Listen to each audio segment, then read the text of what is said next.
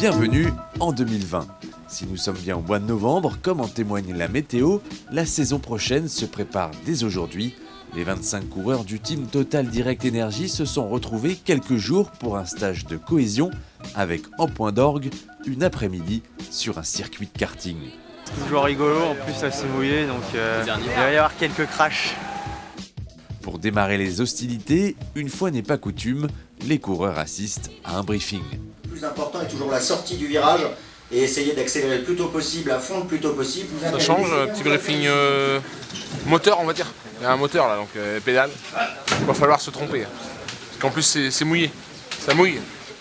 Ça va glisser. Chef, j'ai glissé. L'effectif 2020 compte 9 recrues. Le karting est donc un bon moyen de créer de la cohésion avec les nouveaux. C'est super, oui, ça fait une petite cohésion ce stage, c'est très bien déjà hier soir. Ce soir aussi, on a l'impression qu'ils sont pas nouveaux en fait déjà presque, donc c'est super. Sous la pluie, les tours s'enchaînent, tout comme les têtes à queue.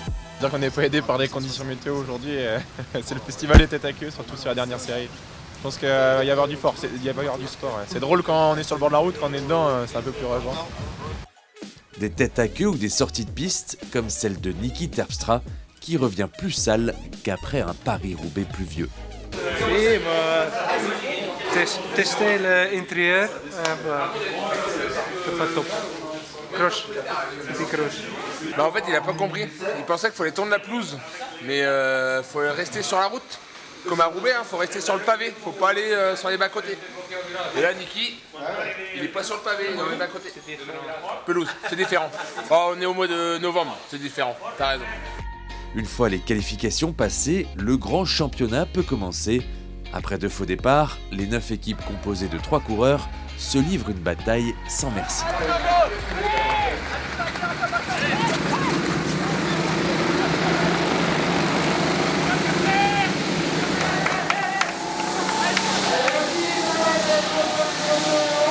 C'est la compétition hein. Il y a un bloc là, on est tous à bloc donc c'est cool, ça fait du bien. On retrouve la compète. Ça se joue entre la Pive et Lorenzo. On joue le podium là. Allez, rien lâcher. 66 tours plus tard, c'est Nicolo Bonifacio, Anthony Turgis et Mathieu Burgodeau qui sortent grands vainqueurs de ce challenge. De bon augure pour la suite. Une situation vraiment difficile. L'asphalte s'est glissé. Nous passons une belle journée et tout bien. Mais le grand gagnant de cet après-midi, c'est la cohésion. Les 25 coureurs sont plus soudés que jamais. Ouais, franchement, c'était une belle activité. Tout le monde s'est pris au jeu.